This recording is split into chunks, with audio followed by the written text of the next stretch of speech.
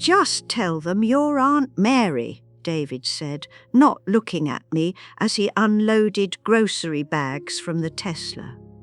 I stood in the driveway of the house I had purchased, the house where my name appeared first on the deed above his, because I had wired $240,000 for the down payment on a grey February morning 3 years ago, while he and Carla signed the paperwork in the lawyer's office. I remembered the transfer confirmation code. I had written it on the back of an envelope, TRF 8842-CT Res. "Aunt Mary," I repeated. "It's just easier." He glanced toward the neighbour's yard where a woman was trimming roses.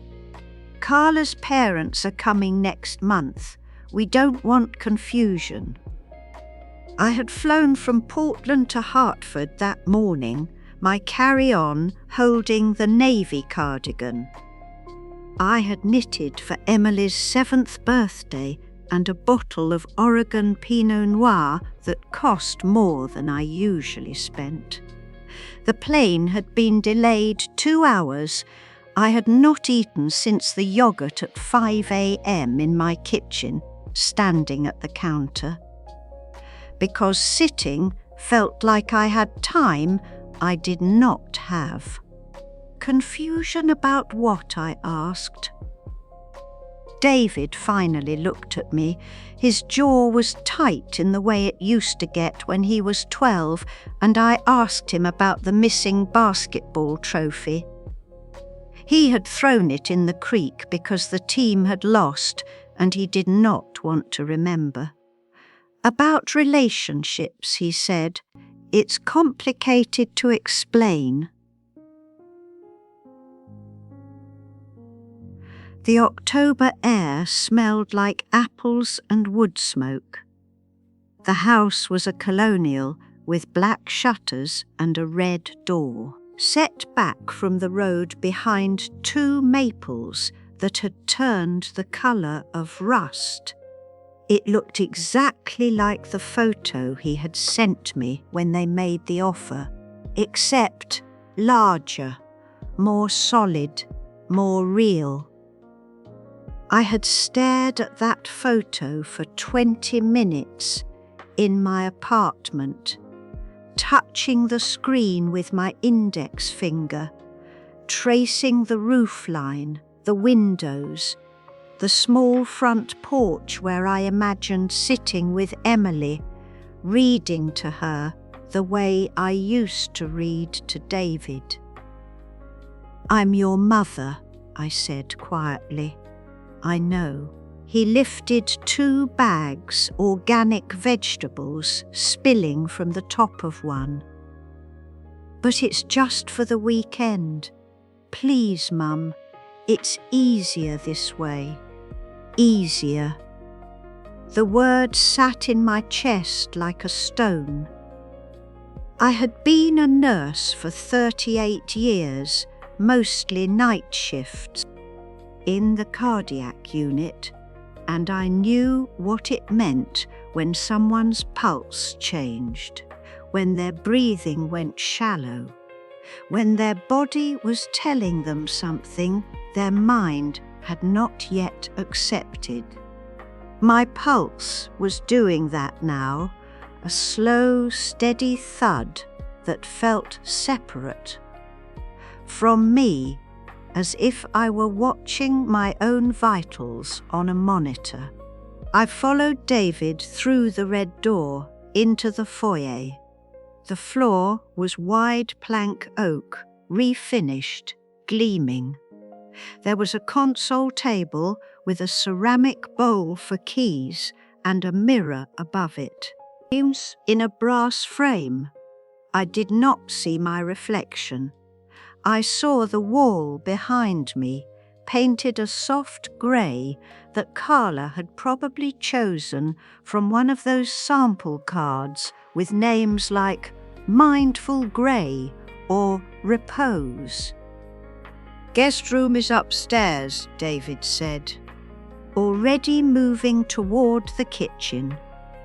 Second door on the left. Guest room. Not your room. Not we set it up for you. Guest room. I climbed the stairs slowly, one hand on the railing, my carry-on wheeled suitcase bumping on each step behind me.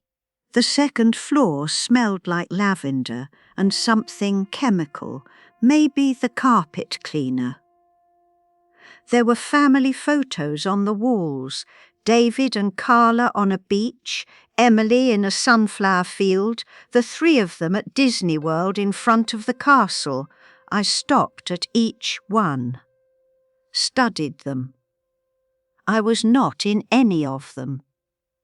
The guest room was at the end of the hall, painted white with a queen bed covered in a grey quilt and 2 pillows in white shams. There was a nightstand with a lamp and a coaster for water. A print on the wall showed a lighthouse, generic, the kind you buy at Home Goods. The closet was empty except for 3 wooden hangers. I sat on the edge of the bed. It was firm, new, the kind you order online and it arrives in a box. I pressed my hand against the mattress and felt the resistance, the way it did not give, did not mould to my weight. I thought about my own bed in Portland, the one I had slept in for 15 years. The left side soft from where I curled every night, the pillow that smelt like my lavender spray. This bed knew nothing about me. I unpacked slowly. 3 days' worth of clothes. My toiletry bag. The cardigan for Emily folded in tissue paper. I placed it on the nightstand and looked at it, the cable knit I had done in moss stitch, the small wooden buttons I had found at the craft store, each one carved with a tiny flower. Then I heard voices downstairs. David's laugh, low and easy. Carla's higher voice saying something I could not make out. The sound of the refrigerator opening, closing, normal sounds, family sounds. I stood and walked to the window. It faced the backyard, which was large and fenced, with a swing set and a small garden bed. Along the back fence, there was a stone patio with a fire pit and 4 Adirondack chairs arranged in a semicircle. I pressed my forehead against the glass and closed my eyes. This house was mine. Legally, financially, factually, mine. And I was the guest. Dinner was at 6:30. Carla had made salmon with roasted Brussels sprouts and quinoa, plated carefully with lemon wedges and fresh dill. We sat in the dining room at a table that could seat 8, but held only 4. David at the head, Carla to his right, Emily across from her, and me at the far end, nearest the kitchen door. "How was your flight?" Carla asked, passing me the Brussels sprouts in a white ceramic bowl. "Delayed," I said, "but fine." "Oh, delays are the worst." She smiled, the kind of smile that was meant to be kind, but did not reach her eyes. David hates delays. We always get to the airport 2 hours early, just in case. I looked at David. He was cutting his salmon into precise squares, not looking up. "Emily," I said, turning to my granddaughter, "I brought you something." Emily's face lit up. She was 6, small for her age, with David's dark hair and Carla's green eyes. She wore a pink dress with white tights and had a gap between her front teeth that made her smile. Look crooked and perfect at the same time. "What is it?" she asked. "A cardigan I made. It's upstairs. I'll give it to you after dinner." "Grandma makes things," Emily said to Carla, as if Carla did not know this, as if I were a stranger, whose hobbies needed explanation. Carla nodded. "That's nice." We ate in near silence after that. I tried to think of things to say, questions to ask, but everything felt wrong, too personal or not personal enough. I wanted to ask Emily about school, about her friends, about whether she still loved the stuffed elephant I had sent for her birthday. I wanted to ask David about work, about whether the promotion had come through, about the pain in his shoulder he had mentioned in a text 3 months ago. But I did not ask. I ate the salmon, which was slightly overcooked, and drank water from a glass that had no fingerprints, no smudges, nothing to suggest it had ever been used before.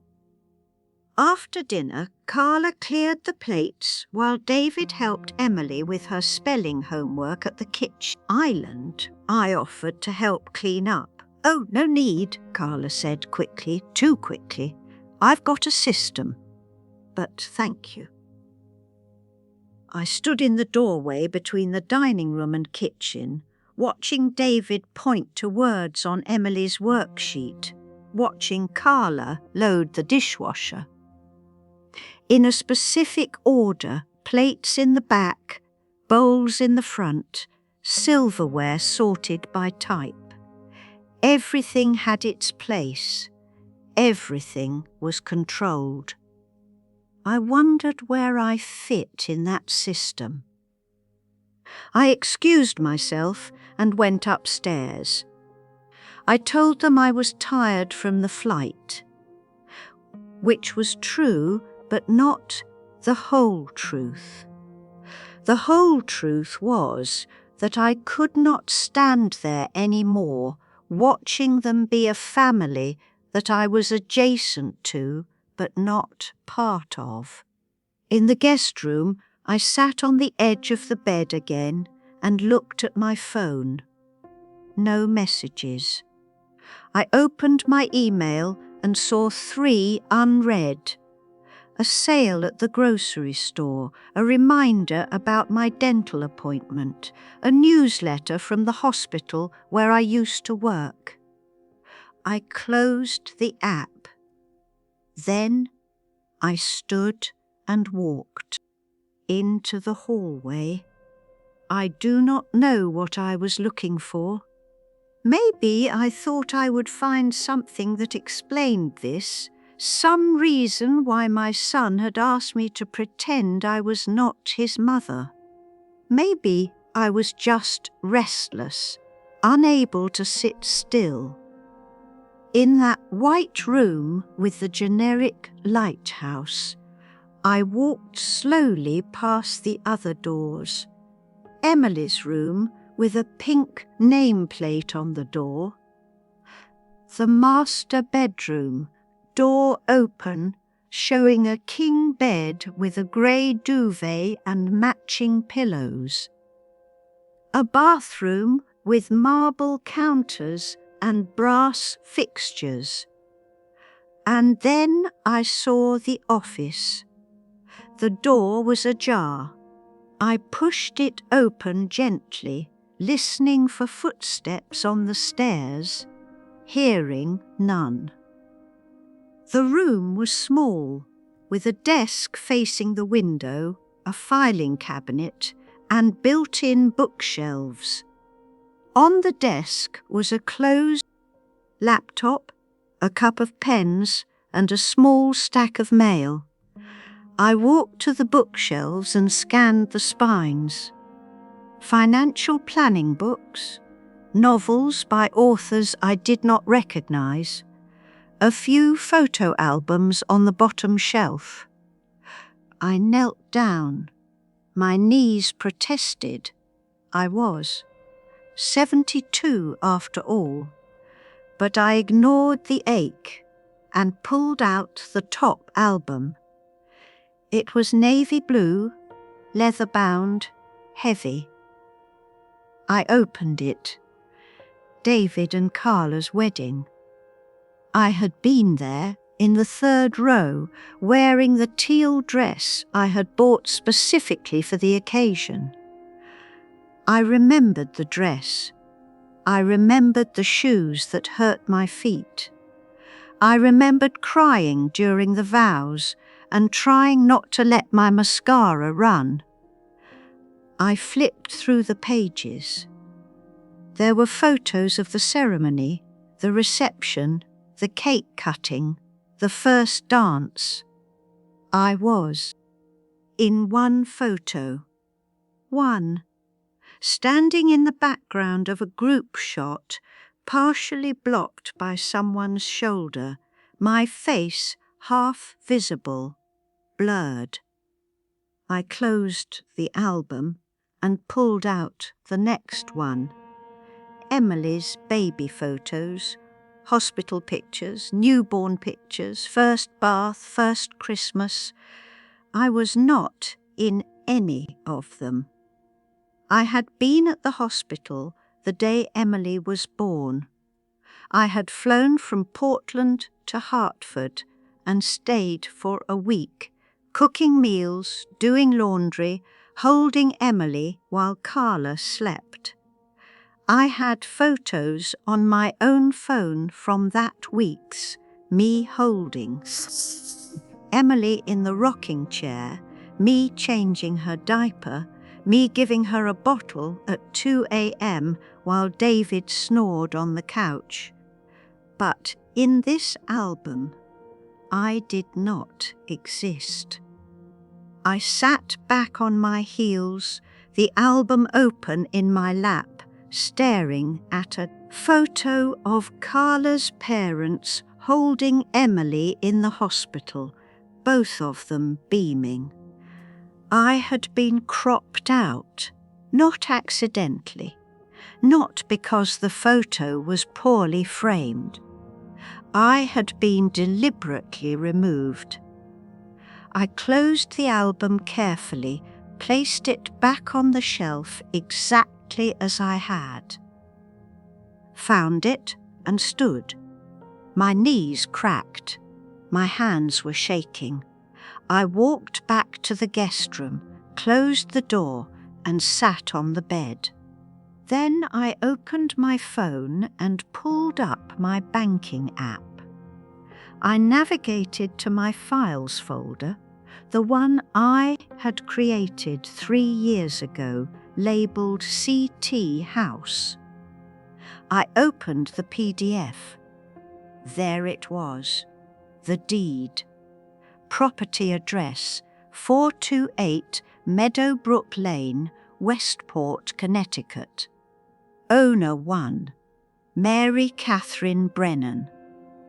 Owner 2, David Thomas Brennan. My name first, because I had paid the down payment. Because without my money, they could not have afforded this house. I stared at the document for a long time, reading every word, every clause, every legal term. Joint tenancy with right of survivorship. That meant if I died, David would inherit my share automatically. But while I was alive, the house was as much mine as his. More mine, actually, since I had paid the majority. I took a screenshot of the deed, then another.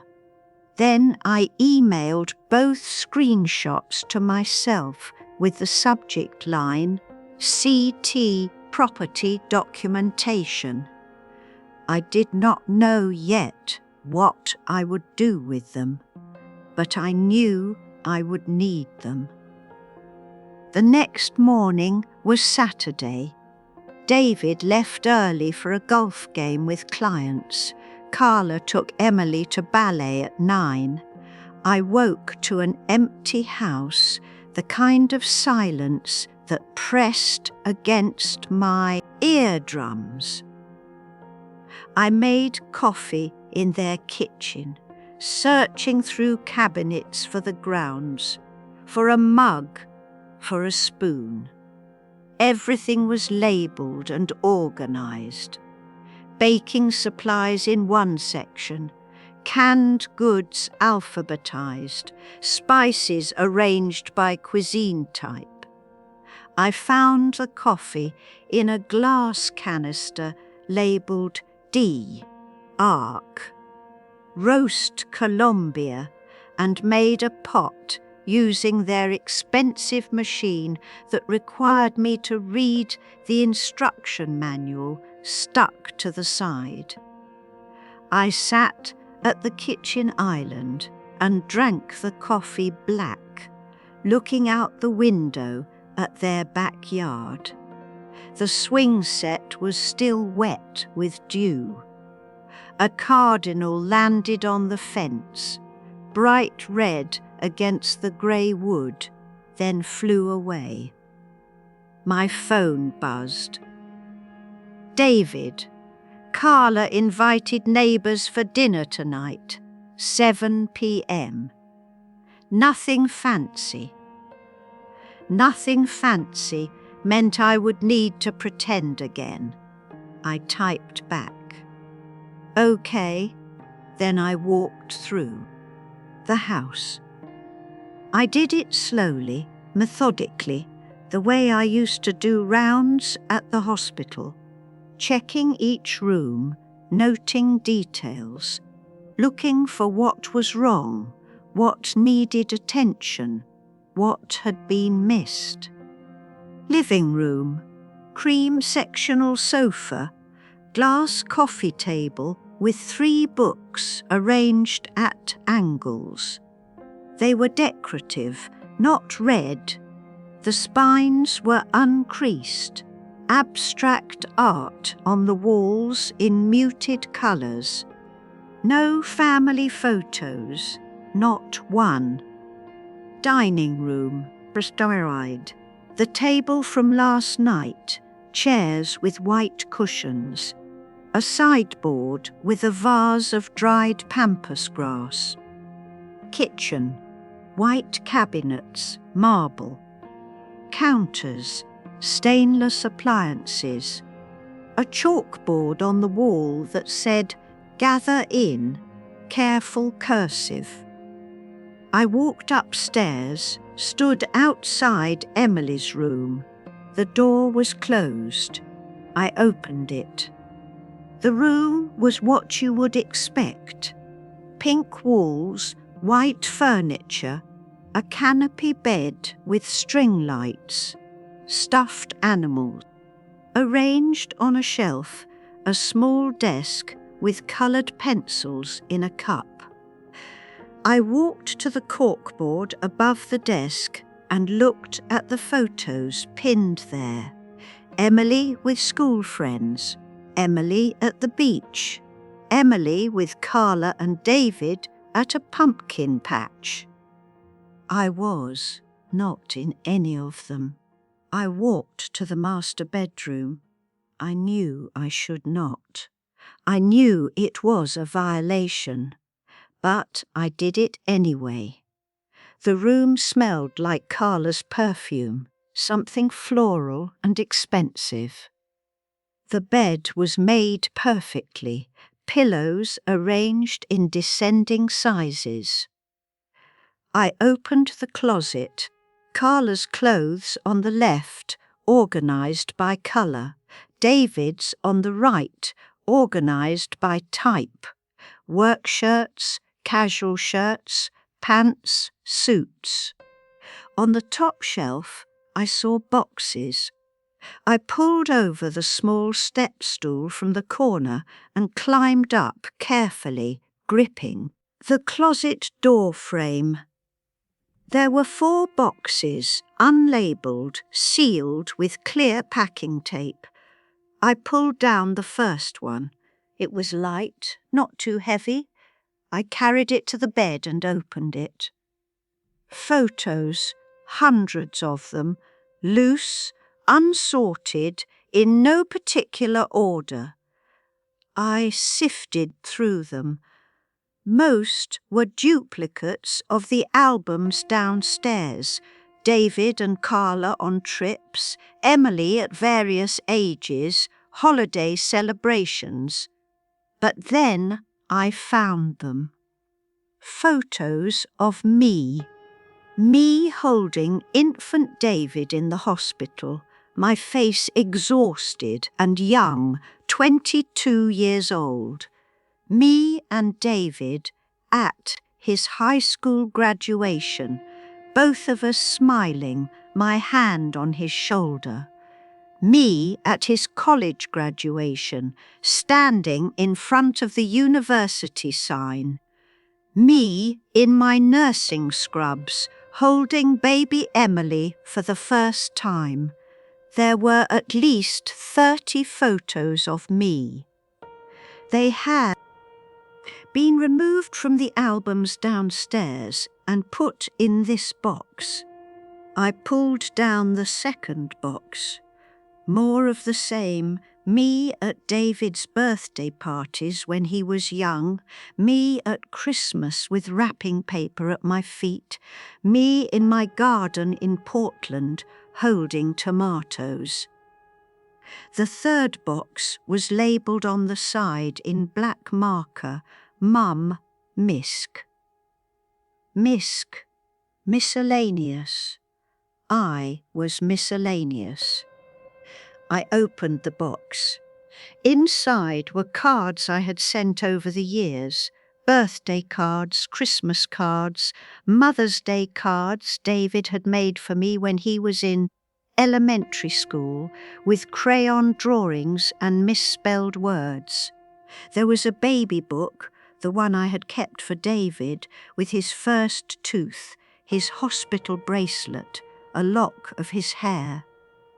There was a framed photo of me and David from when he was 10.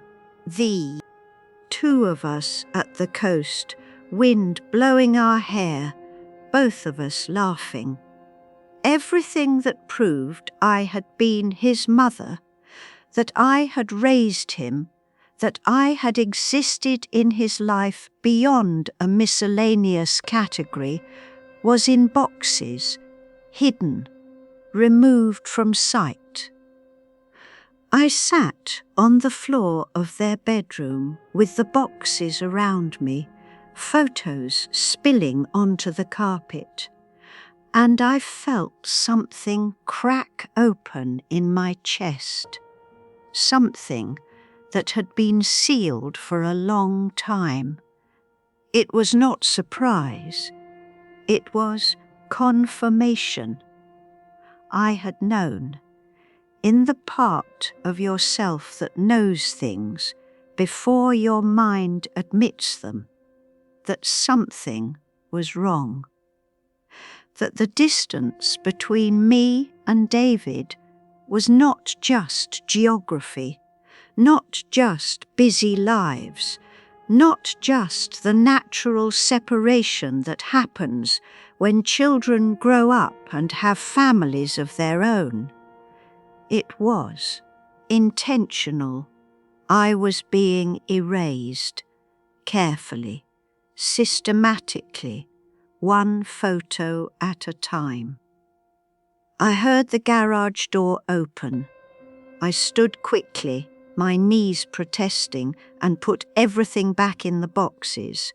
I stacked them on the bed, climbed the step stool, and pushed them back onto the shelf exactly as I had found them. Then I went downstairs.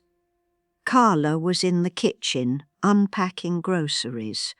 Emily ran to me and hugged my legs. "Grandma!" I did a plie. I bent down and held her, smelling her shampoo, feeling her small arms around my neck. "That's wonderful," I said. Carla glanced at me. "Mary, do you have something nice to wear tonight? The Hendersons are coming. They're on the planning board." "Mary." Not Mum, not even Mrs. Brennan. Mary. "I'll find something," I said. The Hendersons arrived at 7 exactly. Paul and Jennifer, both in their 50s, dressed in the kind of casual, expensive clothes that look effortless, but cost more than my monthly rent.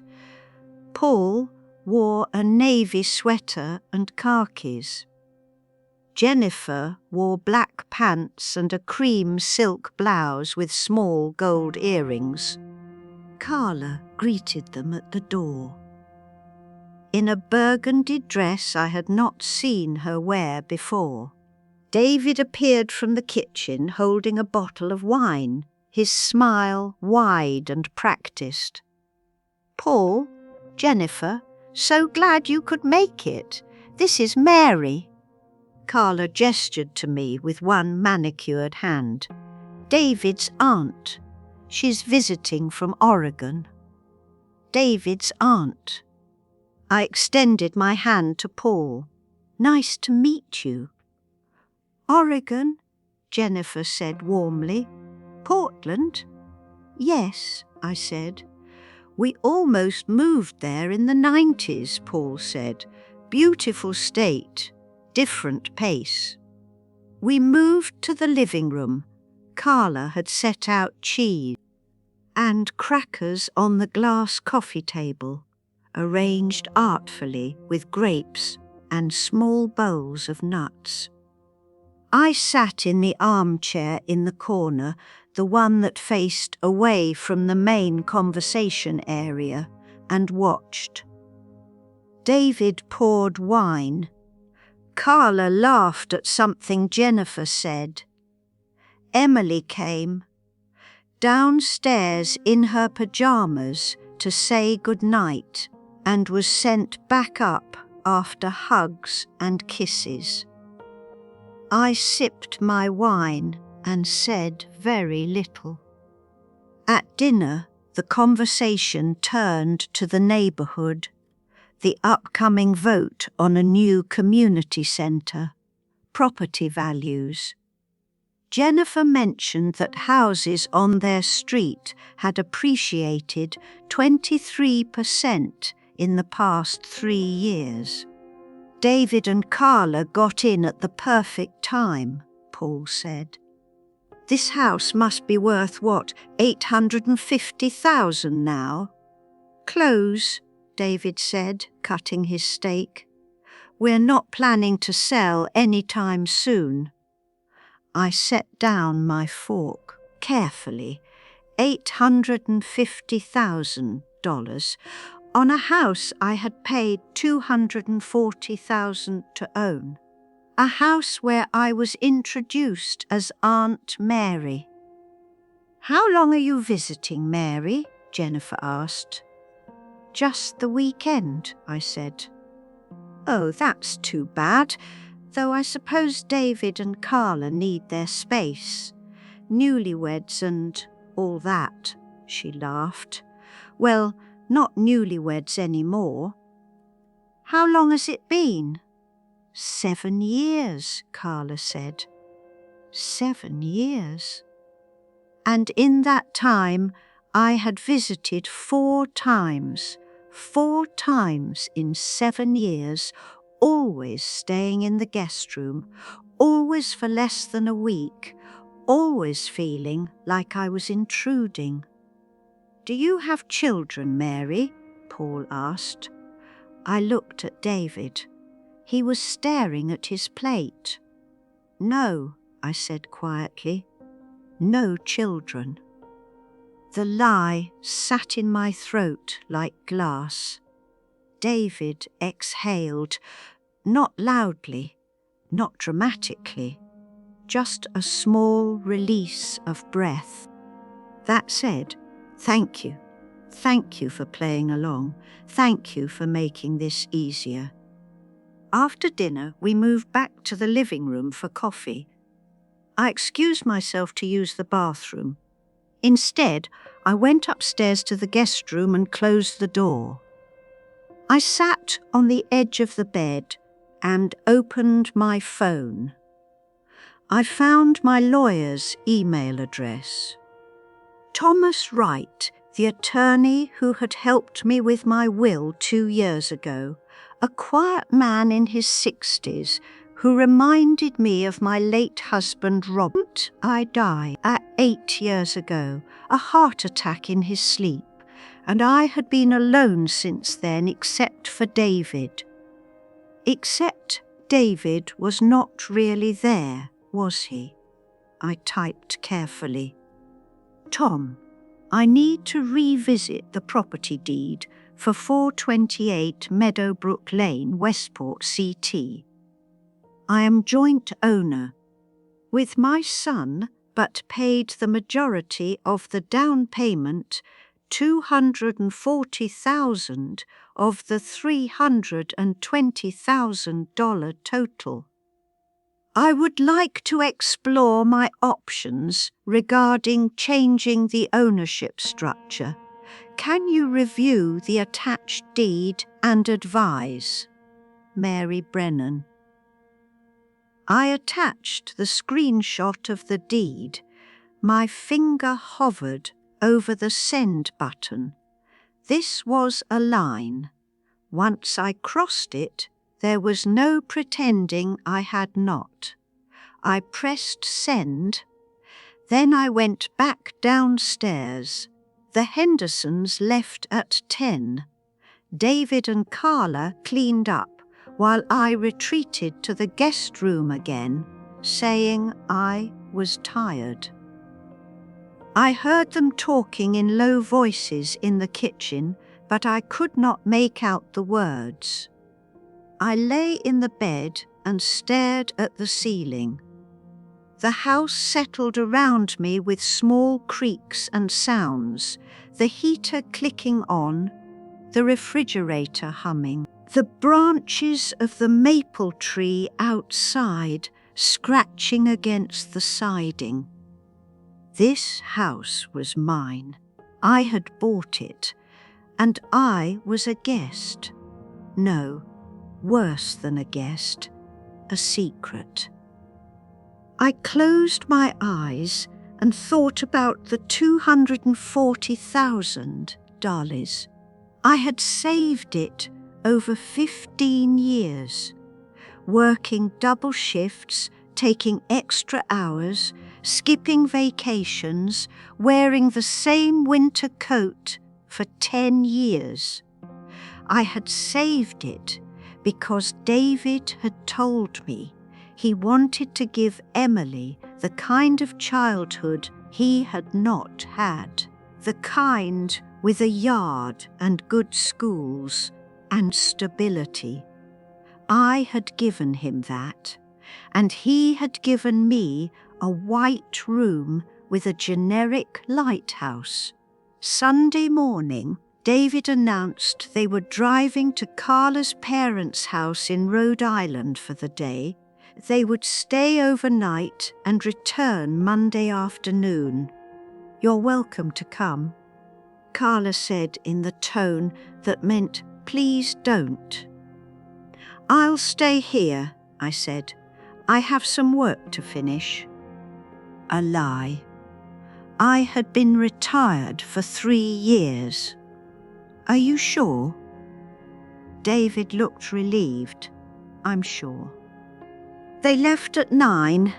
I watched from the window as David loaded their bags into the Tesla, as Carla buckled Emily into her car seat, as they backed out of the driveway and disappeared down Meadowbrook Lane.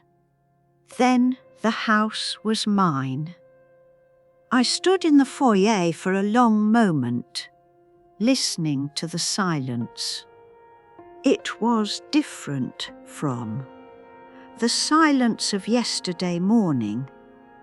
That silence had been empty, waiting for them to return and fill it.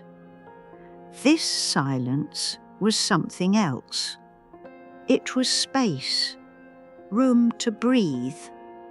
I walked through the house again, but differently this time. I touched things, sat on their sofa, looked through. Their cabinets, not searching exactly, just occupying. In the kitchen, I made eggs and toast. I sat at the island where David usually sat and ate slowly, tasting the food. When I was finished, I washed my plate and put it in the dishwasher in whatever spot it fit, not in Carla's careful system. I made more coffee and carried it upstairs to the office. My phone buzzed. An email from Tom Wright. Mary, reviewed the deed. You are listed as primary owner with your son as joint tenant. Given your financial contribution, we have several options. Quit-claim deed to remove his name entirely, restoring sole ownership to you. Deed modification to reflect actual ownership percentages, 75%, 25%, based on contribution. Transfer to trust with beneficiary of your choosing. Connecticut law is clear. You can modify ownership without his consent as primary owner. The joint tenancy was established with your capital, which gives you significant legal standing. I can prepare paperwork immediately. Which option would you like to pursue? Tom, I read the email 3 times. Quit-claim deed, sole ownership, without his consent. I sat back in the desk chair and looked out the window at the backyard, at the swing set where Emily played, at the fire pit where they probably had summer evenings with neighbours, making s'mores, telling stories. A house I had purchased but had been erased from. I typed my response. Tom, option 1, quit-claim deed, sole ownership, restored to me. Please prepare paperwork immediately. I will handle notification. Mary, send. I set the phone down and pressed my palms flat against the desk. My hands were not shaking. I had expected them to. I had expected to feel panic or doubt or fear. Instead, I felt something I had not felt in years, clarity. I spent the rest of Sunday in that house as if it were mine, because it was. I cooked dinner in their kitchen, chicken breast with rosemary from their garden, roasted potatoes, steamed broccoli.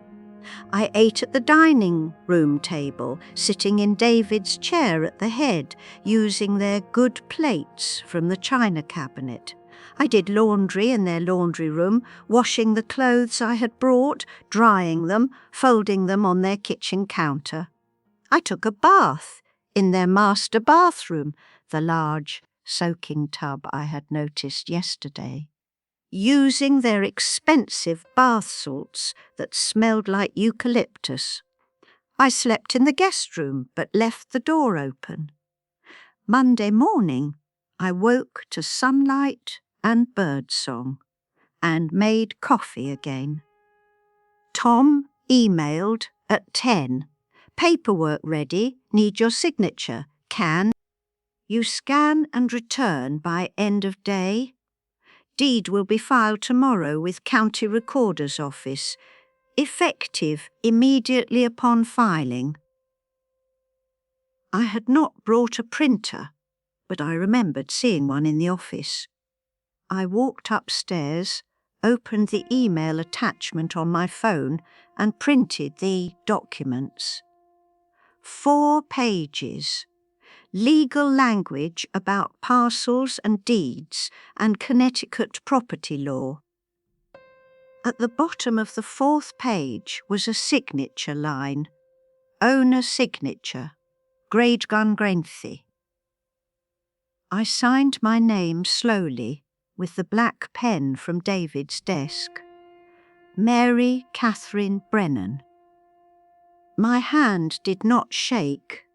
I scanned the pages using their printer's app, attached them to the email, and sent them back to Tom. Then I sat in the desk chair and looked at the document in my hands. I had just removed my son from the deed of the house I had purchased. In less than 24 hours, he would discover his name was no longer on the property he thought he owned. I should have felt guilty. I should have felt like a monster. Instead, I felt like I had taken back something that had been stolen from me while I Cheryl's. I watched. I heard the garage door open at 3 o'clock Monday afternoon. I was downstairs in the living room, reading a book I had found on their shelf, something about minimalist living. David came in first, carrying bags. Carla followed with Emily, who ran to me immediately. "Grandma, look!" She held up a shell, white and pink and perfect. Nana gave it to me from the beach. "It's beautiful," I said. David looked at me. "Everything okay while we were gone?" "Fine," I said. "Quiet. Good." He nodded. "Glad you got some rest." Rest. As if that was what I needed. As if I were tired, not erased. I watched him walk to the kitchen, watched him drop the bags on the counter, watched him open the refrigerator and pull out a beer. Tomorrow, everything would change. Tomorrow, he would find out. I felt no guilt. I felt no regret. I felt like I had finally said no. Tom called Tuesday morning while I was packing my suitcase in the guest room. "Filed," he said, "recorded with New Haven County at 9:47 a.m. You are sole owner. David's name has been removed from all property records." "Thank you," I said. "Mary." He paused. "Are you sure about this?" "Yes." "He's going to be upset, I know. Do you want me to handle the notification? Sometimes it's easier coming from the attorney." I thought about this. Part of me wanted to hide behind Tom, to let him send the official letter on his letterhead, to make this a legal transaction rather than a personal one. But that would be the old me, the me who made things easier for everyone else. "No," I said, "I'll tell him." Mumbled, "Old Proust." "Okay, if you need anything else, call me." I hung up and looked around the guest room. My suitcase was open on the bed, half packed. The cardigan I had brought for Emily was still on the nightstand.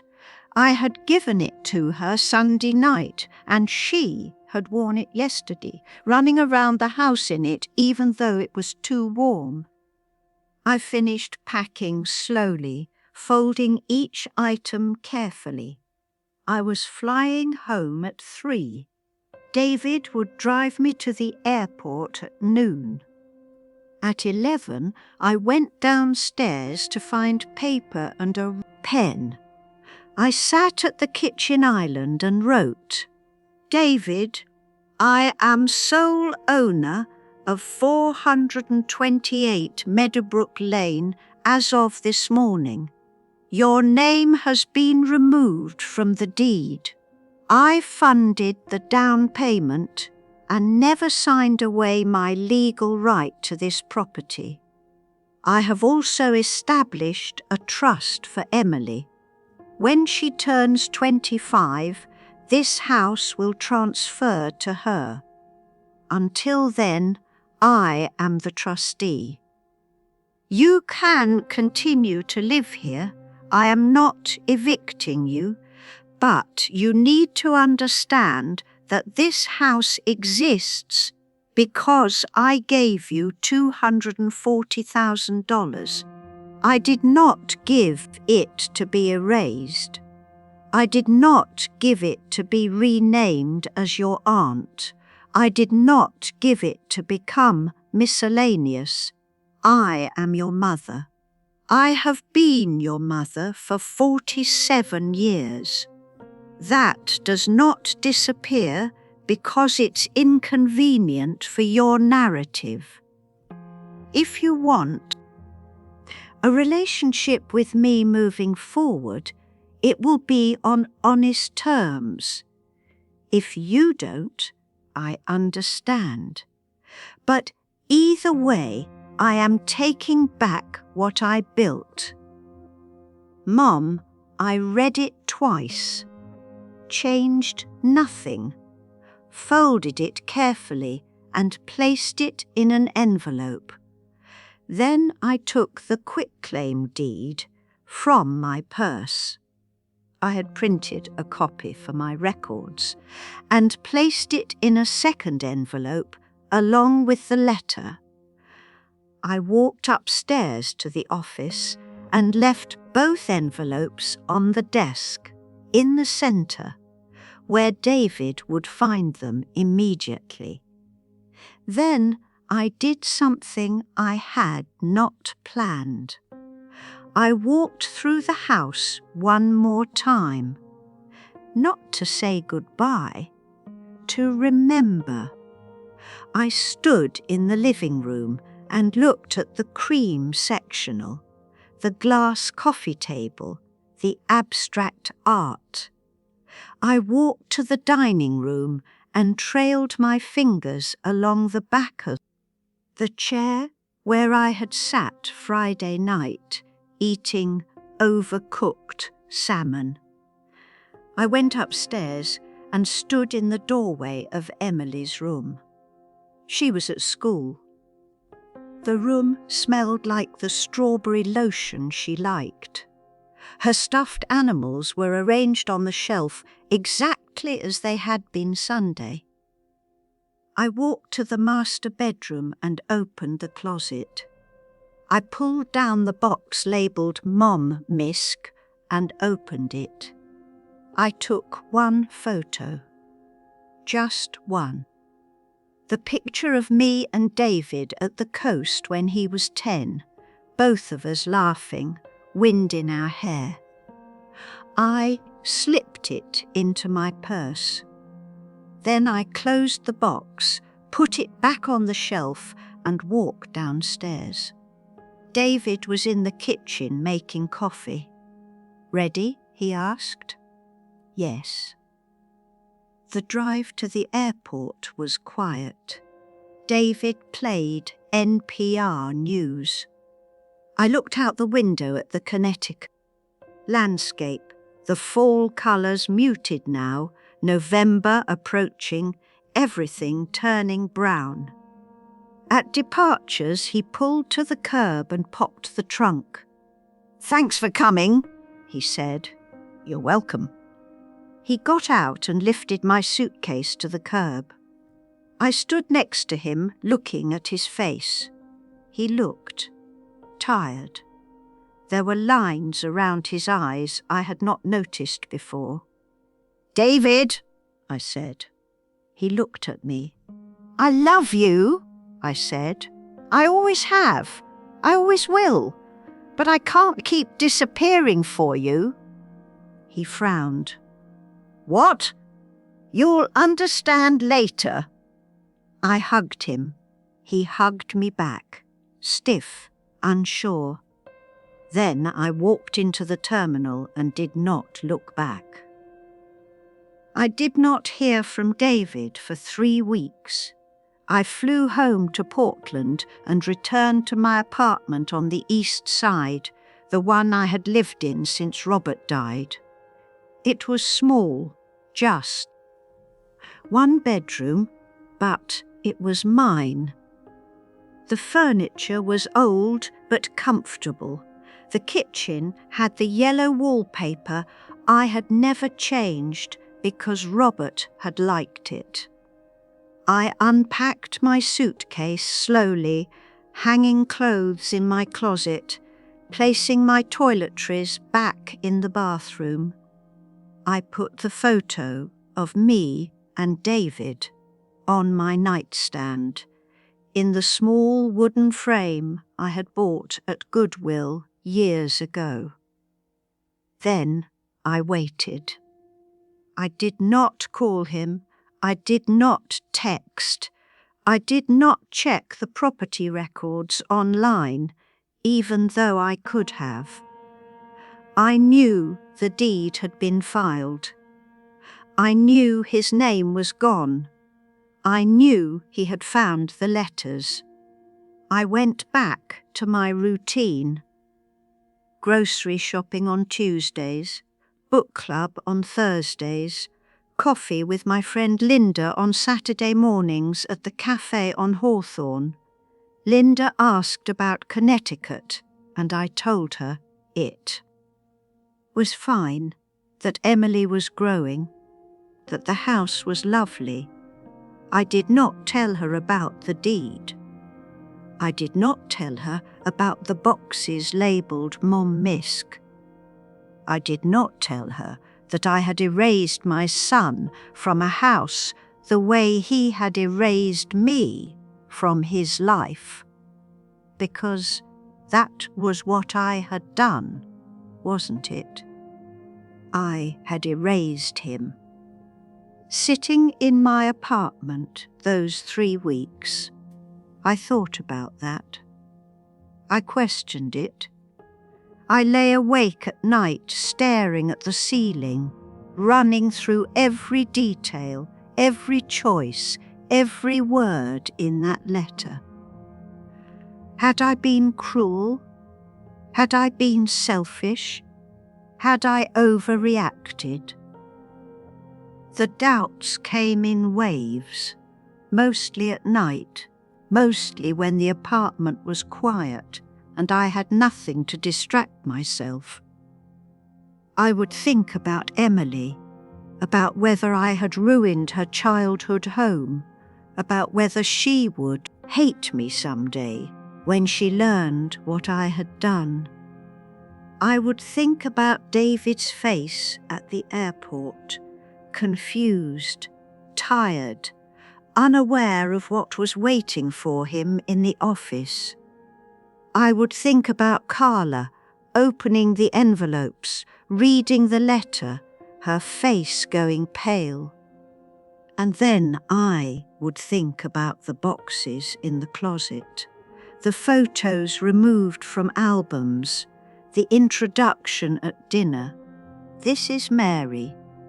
The guest room with the generic lighthouse, and the doubts would recede. Not disappear, recede, like the tide pulling back, leaving behind the solid ground.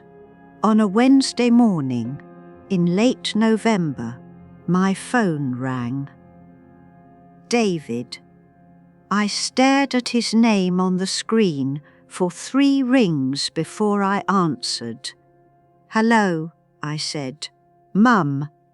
His voice was flat. "We need to talk." Okay. Silence. Not the weighted silence I had felt in Connecticut. This was different. This was calculation. He was deciding what to say, how to say it, what angle to take. "Tom Wright called me," he said finally, explained the legal situation, said the deed transfer is valid, that I can't contest it. "That's correct? You took my house." "No," I said quietly. "I took back my house, the one I paid for." "You paid the down payment. We've been paying the mortgage for 3 years." "Yes, and you're welcome to continue living there." I said that in the letter. "As a tenant?" His voice rose slightly, the only crack in his composure. "In my own house?" "It was never entirely your house, David. My name has always been on the deed. I just removed yours, without telling me, without asking. The way you removed me from your family photos, without telling me, without asking." Silence again. "I saw the boxes," I said. "In your closet, Mum, Misc." He exhaled. It sounded like static through the phone. "That was Carla's idea," he said finally. "She thought it would be easier if her parents didn't get confused about the family dynamics." "Family dynamics," I repeated. "Is that what we're calling it? Mum, listen." "No, you listen." My voice was still quiet, still measured, but there was steel in it now. "I am 72 years old. I worked 38 years as a nurse. I saved $240,000 over 15 years so you could give Emily the childhood you wanted for her. I gave you that money because I love you, because you are my son, because that's what mothers do." I paused. He said nothing. "But I am not miscellaneous," I continued. "I am not your aunt. I am not a guest. I am your mother, and I will not disappear so you can have a simpler narrative to explain to your neighbours. It wasn't about..." He stopped, started again. "I didn't think you'd care." "You didn't think I'd care?" I felt something hot in my chest, not quite anger, not quite grief. "David, I raised you alone after. Your father left. I worked doubles so you could play basketball. I helped you with college applications at 2 a.m. I flew to Connecticut the day Emily was born and stayed for a week doing laundry and cooking meals while you and Carla slept. I know. I remember." "Do you?" He was quiet for a long time. I could hear something in the background. Voices, maybe the TV. "What do you want from me?" he asked finally. "Nothing," I said. "I don't want anything. I took back what was mine. The house will go to Emily when she's 25. Until then, I'm the trustee.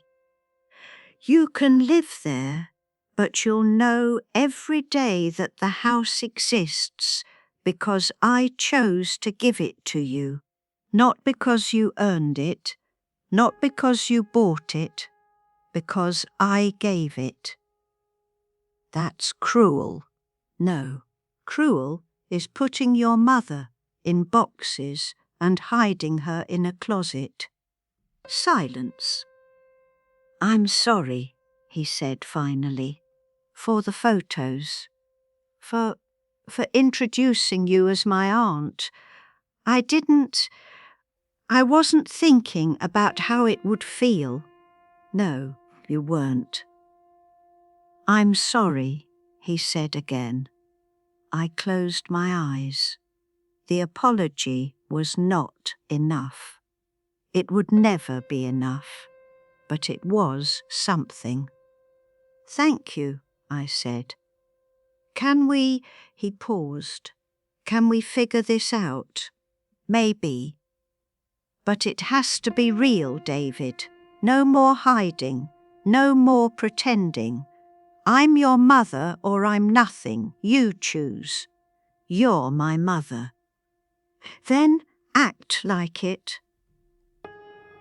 I heard him breathe, heard him thinking. Okay, he said quietly. Okay. We hung up. I sat in my apartment with the phone in my lap and looked out the window at the maple tree in the parking lot. Its leaves were gone now, branches bare against the grey November sky. I felt something I had not expected to feel. Relief. Not happiness, not quite, but relief. I had done it. I had said no, and the world had not ended. A week later, a package arrived. I was making tea in my kitchen when I heard the knock. The mail carrier stood on the landing holding a padded envelope, small, maybe 6 by 9 inches. I signed for it and brought it inside. The return address was Connecticut, Emily's name in Carla's neat handwriting. I opened it carefully. Inside were 4 drawings, the kind children make on construction paper with crayons and markers. The paper was folded carefully, each crease precise. I unfolded the first one. It showed a house. Simple, the way children draw houses. A square with a triangle roof, 4 windows, a door. But this house had black shutters and a red door. In front of it stood 3 figures, a tall man, a woman, and a small child with dark hair. In the corner, written in Emily's uneven printing, Grandma's house. Not our house, not my house, Grandma's house. I sat down at the kitchen table and looked at the drawing for a long time. The second drawing showed me and Emily together, both of us smiling, holding hands. Behind us was a tree with orange and red leaves. The third was a heart, coloured in pink and purple, with "I love you, Grandma" written inside. The fourth was different. It showed the house again, but this time there was a figure standing alone in front of it. A woman with grey hair, wearing blue. Me, standing in front of the house. Alone, but not lonely. I pressed my hand flat against the drawing, and felt something in my chest loosen, something I had not realized was still tight. Emily understood. Maybe not fully. She was 6. She did not understand deeds or trusts or legal ownership or the complicated fractures in adult relationships, but she understood that the house was mine and that I mattered.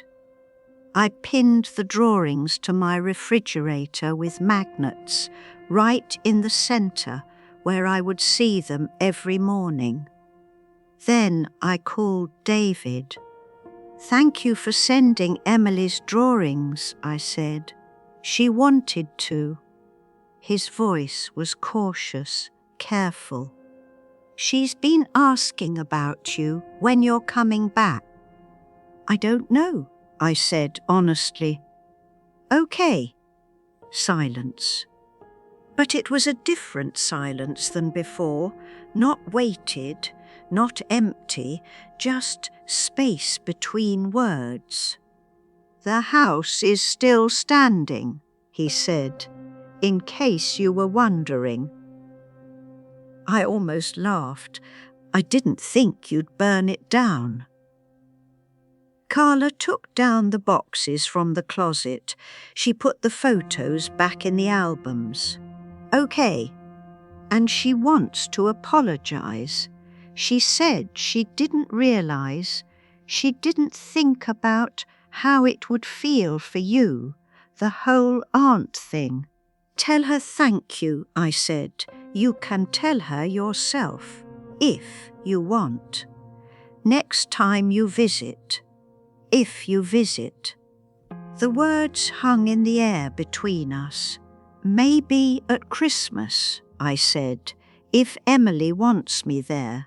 She does. We all do." I did not argue with him. I did not say, "Do you really?" or "Is that true?" I simply accepted it.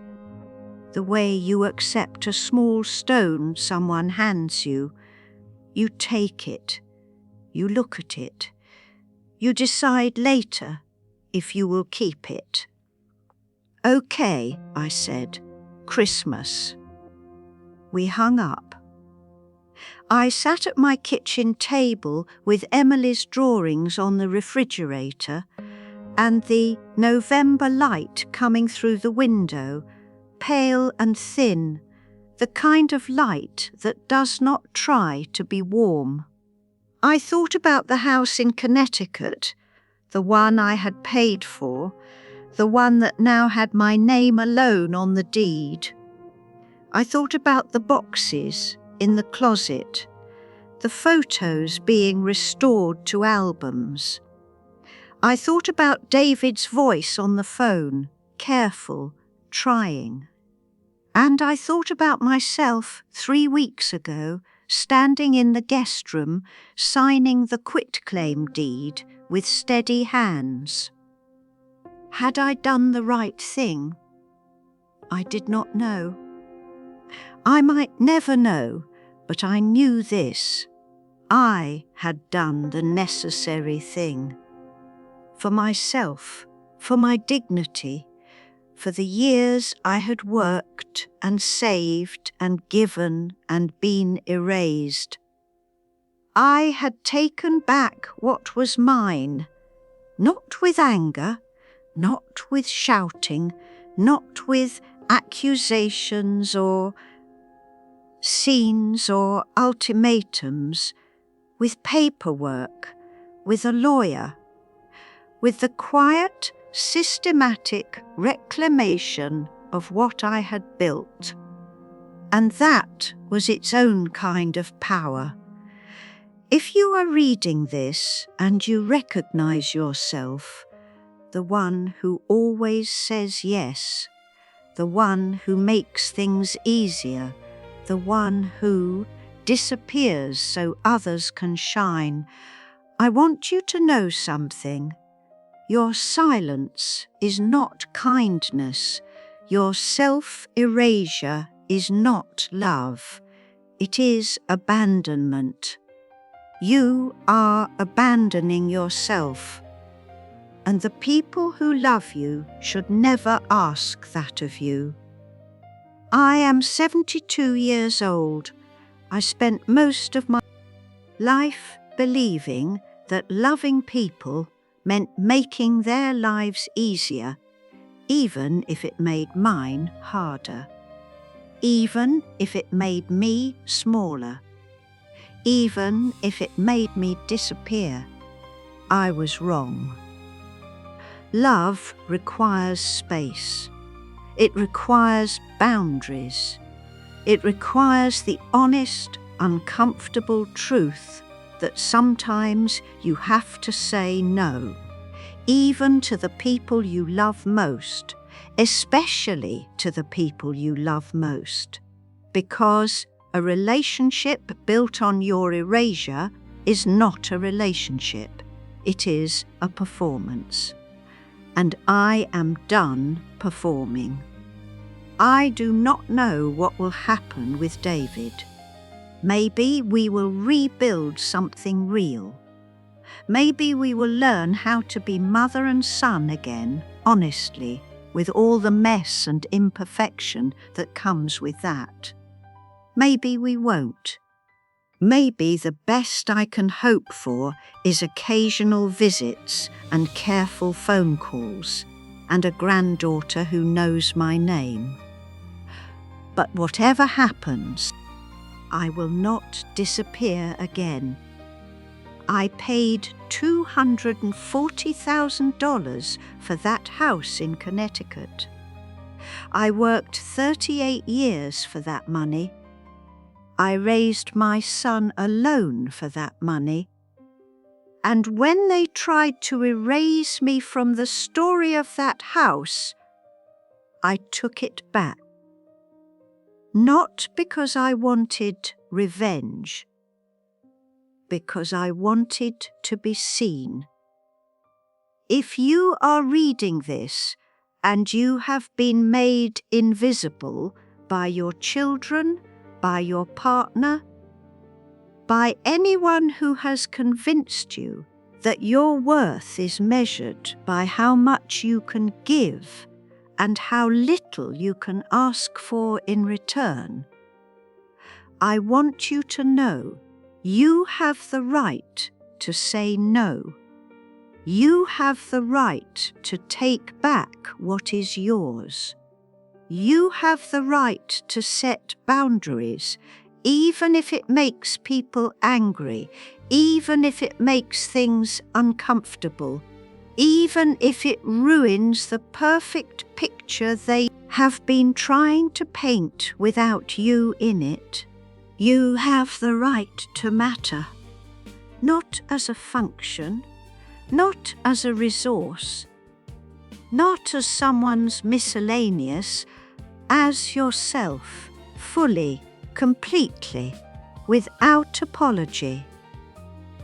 The house still stands on Meadowbrook Lane in Westport, Connecticut. Black shutters, red door, 2 maples out front turning rust every October. My name is on the deed. David lives there with Carla and Emily. They pay the mortgage. They mow the lawn. They host dinner parties. But the house is mine. Not because I am cruel, because I built it. And when Emily turns 25, she will inherit it.